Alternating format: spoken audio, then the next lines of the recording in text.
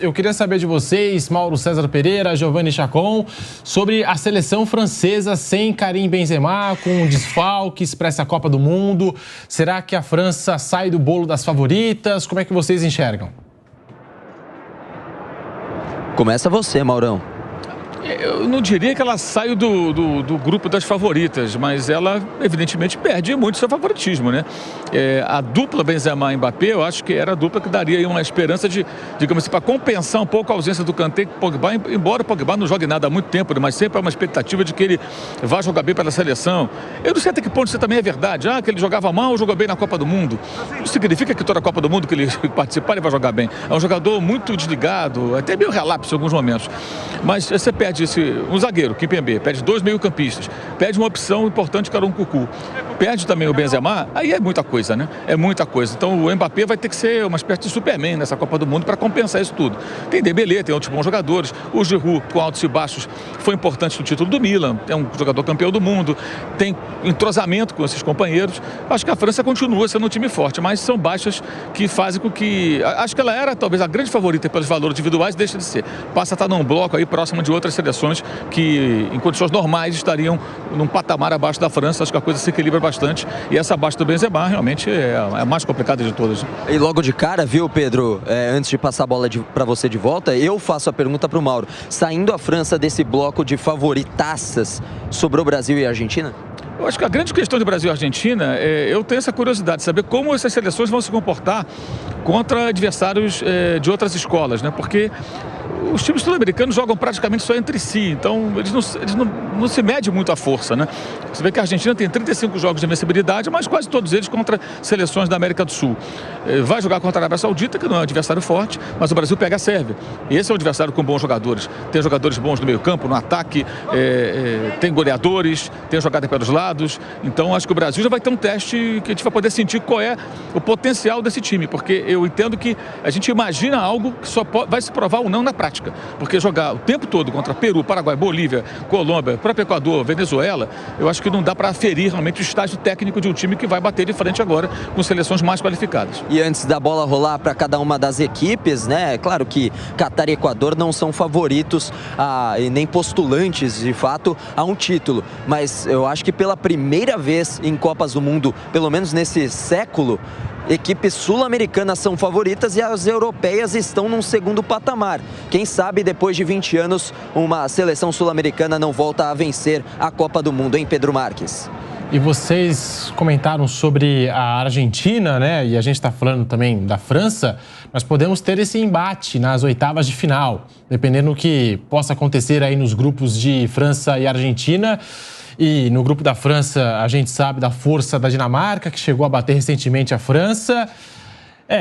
E fora os bastidores tumultuados do lado francês da história, jogadores brigando por direitos de imagem e tal. Nós estamos de volta na Rádio Jovem Pan, em todas as plataformas, a Jovem Pan, que é TV, rádio, YouTube. Estamos conversando aqui com o Giovanni Chacon, com o Mauro César Pereira, na porta do Al Bayt Stadium, depois da abertura oficial da Copa do Mundo do Catar. A gente falando sobre as seleções favoritas. O Mauro já acredita mais nas seleções europeias, o Chacon falou mais nas seleções sul-americanas. E te perguntar, aproveitando, viu, Mauro, sobre a seleção brasileira, muito se questionou do Brasil ser a última delegação a chegar no Catar. Você acha que influencia isso, que tem um choque térmico ou não tem nada a ver? Acho que não, eles chegaram ontem, né? Vão jogar quinta-feira, hoje é domingo, então sábado, 5 dias antes da estreia, dá para tranquilamente se acostumar com o clima aqui, que oscila bastante. Durante o dia chega a bater 30, 32 graus, né? E agora, como o Chacon já falou, 23, com um ventinho agradável, eu diria. Prefiro bem assim do que durante o dia. Durante o dia é complicado você andar aqui no sol, né? Você fica suado, cansativo. Agora, à noite aqui, bem mais agradável. E eu não acho assim que as europeias sejam favoritas. Eu tenho dúvidas sobre o potencial de Brasil e Argentina, porque eu acho que é como se fosse um aluno que estudou muito para a prova, mas não fez a prova. Precisa de uma régua maior, né? Exatamente. Ele estudou para a prova, parece que ele está preparado, mas a prova não aconteceu, porque ele está tendo provas fáceis ali e tal. Agora vai chegar a prova de verdade em algum momento. E aí a gente vai poder sentir qual é o potencial dessas duas seleções, Brasil e da seleção da Argentina. Mas eu acho que os dois cresceram bastante nas eliminatórias, independentemente dos adversários.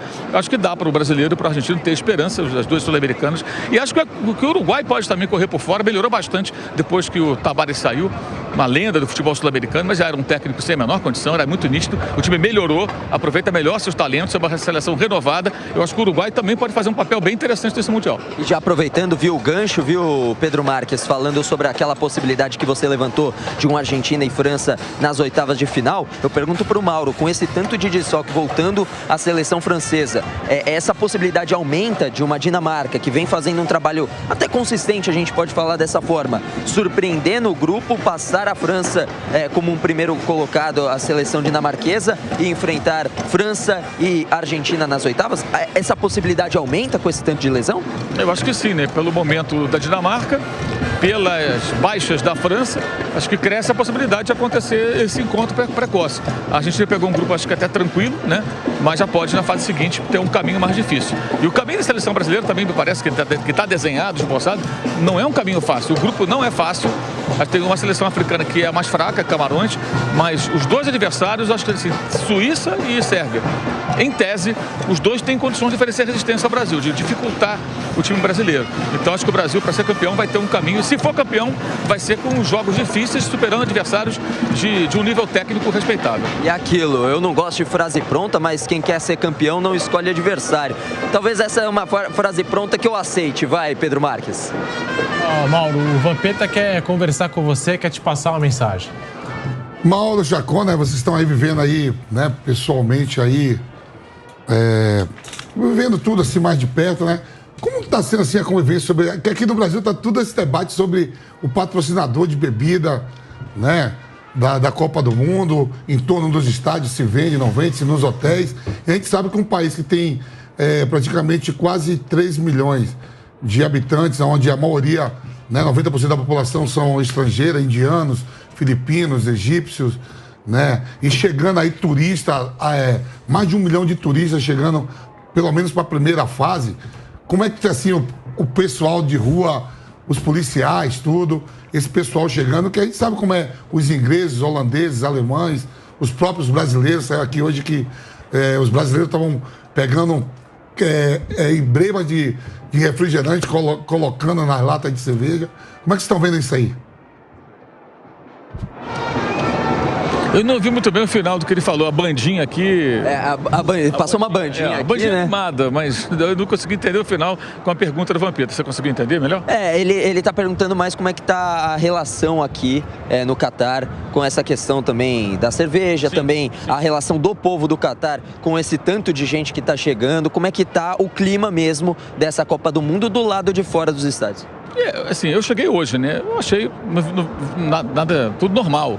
O que é interessante é que a Copa do Mundo, geralmente, ela acontece no país e ela espalha as seleções pelo país, ou em 2 países, né? A próxima será em um continente, 3 países, México, Canadá e Estados Unidos. Então você tem distâncias muito grandes. Aí, evidentemente, os torcedores se concentram naquela região, naquela cidade, naquele estado onde o time vai jogar.